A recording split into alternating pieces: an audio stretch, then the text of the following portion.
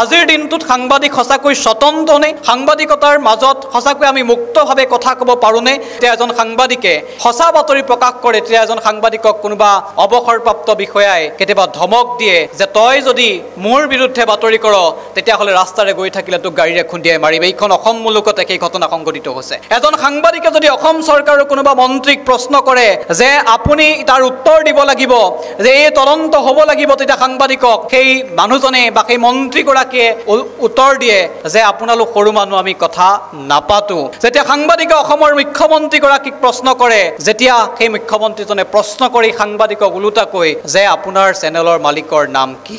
অৰ্থাৎ সাংবাদিকতা অত্যন্ত এটা কঠিন বস্তু, অত্যন্ত এটা কঠিন প্ৰত্যাহ্বান। সাংবাদিকতা এটা ডাঙৰ প্ৰত্যাহ্বান আৰু আজিৰ দিনত সেইবাবে আমি মুক্ত সাংবাদিক বুলি আমি ক'ব নোৱাৰোঁ। কাৰণ আমি যদি মনত কিছু সাংবাদিক হোৱাৰ সপোন লৈ যেতিয়া আমি সাংবাদিকতাৰ জগতখনত খোজ দিওঁ, তেতিয়া আমাৰ মাজত সেই প্ৰত্যাহ্বানসমূহ আহে আৰু তেতিয়াই আমি নিজক সাংবাদিক বুলি ক'বলৈ ভয় কৰোঁ। আটাইতকৈ ডাঙৰ দ্বিতীয় প্ৰত্যাহ্বানটো হৈছে যে আজিৰ সাংবাদিকতা সম্পূৰ্ণৰূপে ব্যৱসায়।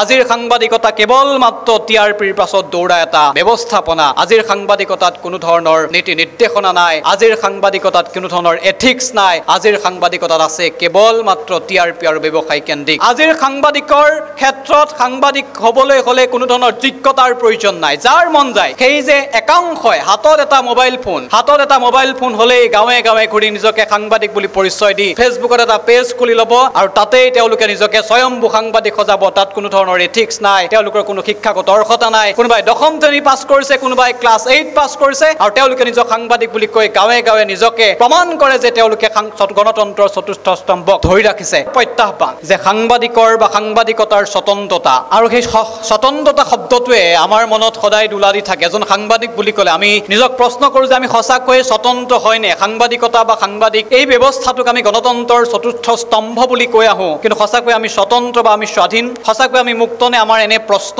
সঁচাকৈ এজন সাংবাদিকৰ মনত দোলা দি থাকে। সাংবাদিকতাক এৰি কেতিয়াও এখন সমাজ কেতিয়াও সম্ভৱ নহয়, সমাজ এখন নচলে। গতিকে যিধৰণে গণতন্ত্ৰৰ এটা স্তম্ভ বুলি সাংবাদিকতাক ধৰা হয়, ঠিক সেইদৰে সমাজৰ এটা অবিচ্ছেদ্য অংগ সাংবাদিকতা বা সাংবাদিকসকল। কিন্তু আমি সঁচাকৈ স্বতন্ত্ৰ নে? আজিৰ দিনটোত সাংবাদিক সঁচাকৈ স্বতন্ত্ৰ নে? সাংবাদিকতাৰ মাজত সঁচাকৈ আমি মুক্তভাৱে কথা ক'ব পাৰোঁনে? ইত্যাদি অনেক প্ৰশ্নৰ কিন্তু অৱতাৰণা হয়। এই সাংবাদিক হিচাপে আজি দীঘলীয়া সময় যেতিয়া সাংবাদিকতাৰ জগতৰ লগত জড়িত, তেতিয়া এই মনত দোলা দি থকা প্ৰশ্নটোৰ মাত্ৰ কেইটামান কথা আপোনালোকৰ আগত বৰ্ণনা কৰিব বিচাৰিছোঁ। আজি এজন সাংবাদিক হৈ থকাটো আটাইতকৈ ডাঙৰ প্ৰত্যাহ্বান। আজি এজন সাংবাদিকে সাংবাদিক বুলি নিজক পৰিচয় দিয়াটো আটাইতকৈ ডাঙৰ প্ৰশ্নবোধক, এটা ডাঙৰ প্ৰত্যাহ্বান। কাৰণ যেতিয়া এজন সাংবাদিকে যেতিয়া এটা সত্য বাতৰি প্ৰকাশ কৰে, যেতিয়া এজন সাংবাদিকে সঁচা বাতৰি প্ৰকাশ কৰে, তেতিয়া এজন সাংবাদিকক কোনোবা অৱসৰপ্ৰাপ্ত বিষয়াই কেতিয়াবা ধমক দিয়ে যে তই যদি মোৰ বিৰুদ্ধে বাতৰি কৰ তেতিয়াহ'লে ৰাস্তাৰে গৈ থাকিলে তোক গাড়ীৰে খুন্দিয়াই মাৰিব। এইখন অসম মুলুকত এই ঘটনা সংঘটিত হৈছে। এজন সাংবাদিকে যদি অসম চৰকাৰৰ কোনোবা মন্ত্ৰীক প্ৰশ্ন কৰে যে আপুনি তাৰ উত্তৰ দিব লাগিব, যে এই তদন্ত হ'ব লাগিব, তেতিয়া সাংবাদিকক সেই মানুহজনে বা সেই মন্ত্ৰীগৰাকীয়ে উত্তৰ দিয়ে যে আপোনালোক সৰু মানুহ, আমি কথা নাপাতো। যেতিয়া সাংবাদিকে অসমৰ মুখ্যমন্ত্ৰীগৰাকীক প্ৰশ্ন কৰে, যেতিয়া সেই মুখ্যমন্ত্ৰীজনে প্ৰশ্ন কৰি সাংবাদিকক ওলোটাকৈ যে আপোনাৰ চেনেলৰ মালিকৰ নাম কি। অৰ্থাৎ সাংবাদিকতা অত্যন্ত এটা কঠিন বস্তু, অত্যন্ত এটা কঠিন প্ৰত্যাহ্বান। সাংবাদিকতা এটা ডাঙৰ প্ৰত্যাহ্বান আৰু আজিৰ দিনত সেইবাবে আমি মুক্ত সাংবাদিক বুলি আমি ক'ব নোৱাৰোঁ। কাৰণ আমি যদি মনত কিছু সাংবাদিক হোৱাৰ সপোন লৈ যেতিয়া আমি সাংবাদিকতাৰ জগতখনত খোজ দিওঁ, তেতিয়াই আমাৰ মাজত সেই প্ৰত্যাহ্বানসমূহ আহে আৰু তেতিয়াই আমি নিজক সাংবাদিক বুলি ক'বলৈ ভয় কৰোঁ। কাৰণ আমি সঁচা বাতৰিৰ পৰা বিৰত থাকিবলৈ বাধ্য হওঁ। আটাইতকৈ ডাঙৰ দ্বিতীয় প্ৰত্যাহ্বানটো হৈছে যে আজিৰ সাংবাদিকতা সম্পূৰ্ণৰূপে ব্যৱসায়।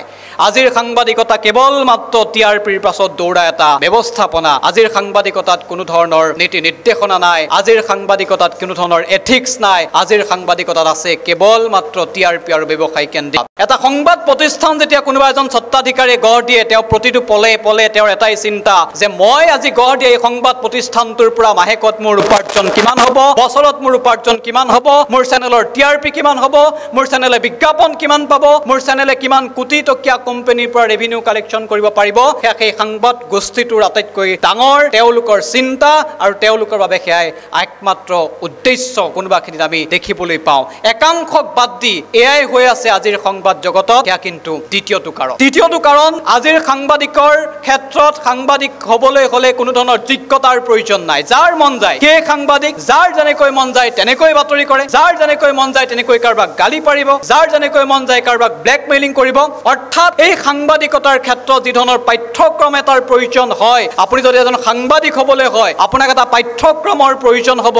আপুনি যদি সাংবাদিক হ'বলৈ হয় আপোনাক নিৰ্দিষ্ট এথিক্সৰ প্ৰয়োজন আছে। অৰ্থাৎ সেই যে সাংবাদিক হ'বলৈ আমি আহিছো, সেই যে একাংশই হাতত এটা মোবাইল ফোন হ'লেই গাঁৱে গাঁৱে ঘূৰি নিজকে সাংবাদিক বুলি পৰিচয় দি ফেচবুকত এটা পেজ খুলি ল'ব আৰু তাতেই তেওঁলোকে নিজকে স্বয়ম্ভু সাংবাদিক সজাব। তাত কোনো ধৰণৰ এথিক্স নাই, তেওঁলোকৰ কোনো শিক্ষাগত অৰ্হতা নাই। কোনোবাই 10ম শ্ৰেণী পাছ কৰিছে, কোনোবাই ক্লাছ 8 পাছ কৰিছে আৰু তেওঁলোকে নিজক সাংবাদিক বুলি কৈ গাঁৱে গাঁৱে নিজকে প্ৰমাণ কৰে যে তেওঁলোকে গণতন্ত্ৰৰ চতুৰ্থ স্তম্ভক ধৰি ৰাখিছে। সেয়া আমাৰ বাবে প্ৰত্যাহ্বান এই কাৰণেই যে সাংবাদিকতাটো কেৱল আমাৰ বাবে কেৱল পেছা নহয়, সাংবাদিকতাটো আমাৰ বাবে নিচা। আৰু সেই নিচাৰ পিছত দৌৰি আমি সাংবাদিক হ'বলৈ আহিছো। কেৱল মই নহয়, অসমৰ হাজাৰজন মানুহ, ভাৰতবৰ্ষৰ হাজাৰজন মানুহে সাংবাদিক হ'বলৈ এইকাৰণে আহে যে সাংবাদিকতা তেওঁলোকৰ বাবে পেছা নহয়, নিচা। কিন্তু এই নিচাৰ পিছত দৌৰি অহা মানুহবোৰৰ বাবে সেয়া এক ডাঙৰ প্ৰত্যাহ্বান। আৰু সেই প্ৰত্যাহ্বান যেতিয়া আমাৰ সন্মুখত থিয় হয় তেতিয়াই কিন্তু সেই স্বতন্ত্ৰ সাংবাদিকতাৰ যি ব্যৱস্থাপনা, যে আমি সাংবাদিকতা যে ফ্ৰীডম অফ প্ৰেছ বুলি য'ত আমি ক'বলৈ বিচাৰো, সেয়া এটা একমাত্ৰ প্ৰশ্নবোধক হয়। স্বতন্ত্ৰ সাংবাদিকতাৰ বাবে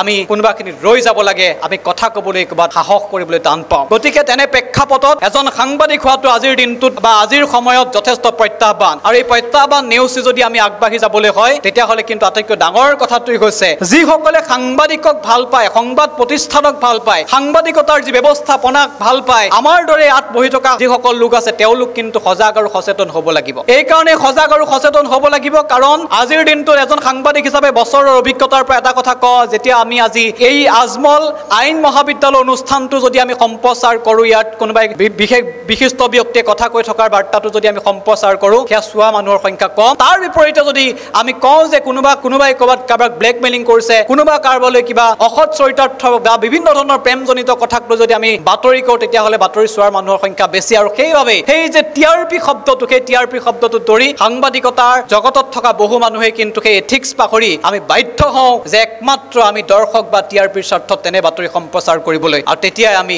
সেই সাংবাদিকতাৰ স্বতন্ত্ৰতাটোক লৈও কিন্তু প্ৰশ্ন উত্থাপন হয়। গতিকে আমি যিসকলে সাংবাদিকতাক শ্ৰদ্ধা কৰোঁ, যিসকলে আমি বাতৰি চাওঁ, যিসকলে সংবাদ মাধ্যমৰ লগত জড়িত, আমি সজাগ আৰু সচেতন হ'ব লাগিব। আৰু এতিয়া সম্পূৰ্ণৰূপে সেই টিভিৰ পৰা আঁতৰি আহি আমি এটা ডিজিটেল প্লেটফৰ্মত বা এই ডিজিটেল ধাৰণা এটা আমাৰ মাজত আহিছে। গতিকে এতিয়া প্ৰতিজন ব্যক্তিয়ে মানে আমি সাংবাদিক, ইয়াত এটা সাংঘাতিক প্ৰতিযোগিতা চলে। কোনে আগত খবৰ দিব পাৰে তাক লৈ এটা প্ৰতিযোগিতা চলে। আৰু সেই প্ৰতিযোগিতাত আমি সঁচা খবৰতকৈ মিছা খবৰ বেছিকৈ দিওঁ। আমি কেতিয়াও ভাবি নাচাওঁ যে সঁচা খবৰ কিমান গুৰুত্বপূৰ্ণ, মিছা খবৰটো কিমান মিছা। আমি মাত্ৰ প্ৰতিযোগিতাৰ দৌৰত গৈ আমি মিছা খবৰ বেছিকৈ দিওঁ, সঁচা খবৰ কৰবাতেই থাকি যায়। আমাক মাত্ৰ টিআৰপি লাগে, আমাক মাত্ৰ ভিউৱাৰ্ছ লাগে। আৰু সেইবাবে আমি কিন্তু আমি সাংবাদিকবিলাক এতিয়া কেৱল টিআৰপি আৰু ভিউৱাৰ্ছ বা দৰ্শকৰ বাবে আমি এতিয়া দৌৰি ফুৰিছো। আৰু এই ধাৰণাটো কিন্তু আমি সলনি কৰিব লাগিব, কাৰণ সাংবাদিকতা গণতন্ত্ৰৰ চতুৰ্থ স্তম্ভ। গতিকে আমি মনত ৰাখিব লাগিব যে আজিৰ যি ডিজিটেল প্লেটফৰ্মৰ সৃষ্টি হৈছে, যাৰ জৰিয়তে আজি সাংবাদিকতাক আমি বেলেগ এটা স্তৰলৈ লৈ গৈছো, মানুহৰ মাজলৈ লৈ গৈছো,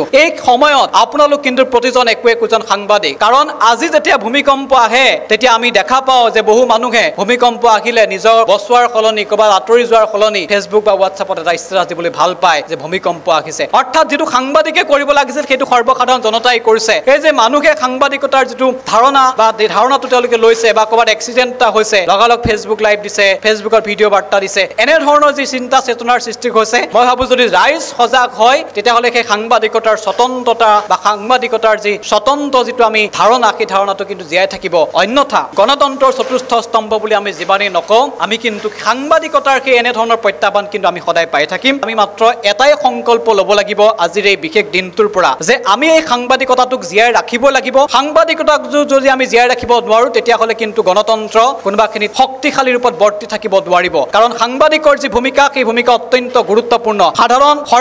সাধাৰণ শ্ৰেণীৰ মানুহ এজনৰ পৰা প্ৰতিপত্তিশালী মানুহজনলৈকে, ৰাজনীতিৰ পৰা আৰম্ভ কৰি সমাজ নীতিলৈকে কিন্তু সাংবাদিকৰ ভূমিকা অনন্য। আৰু সেই অনন্য ভূমিকাক আমি জীয়াই ৰাখিবই লাগিব। সেইবাবে আমি দায়বদ্ধ হ'ব লাগিব। আৰু প্ৰতিজন সাংবাদিকে কিন্তু সাংবাদিকতাৰ যি দায়বদ্ধতা, সাংবাদিকতাৰ যি চৰিত্ৰ আছে, সেই চৰিত্ৰ কিন্তু আমি মানি চলিব লাগিব। এয়াই মাত্ৰ আমাৰ আহ্বান। আৰু অন্তত যিসকলে আজি আমাৰ এই বাৰ্তা শুনি আছে তেওঁলোক অন্তত সজাগ হওক, সচেতন হওক। আৰু তেনে কৰিলে কিন্তু নিশ্চিতভাৱে আমি অন্তত এটা সুস্থ সাংবাদিকতাৰ সৃষ্টি কৰিব পাৰিম, বাতাবৰণৰ সৃষ্টি কৰিব পাৰিম। গতিকে সেয়াই মোৰ একমাত্ৰ আপোনালোকলৈ আহ্বান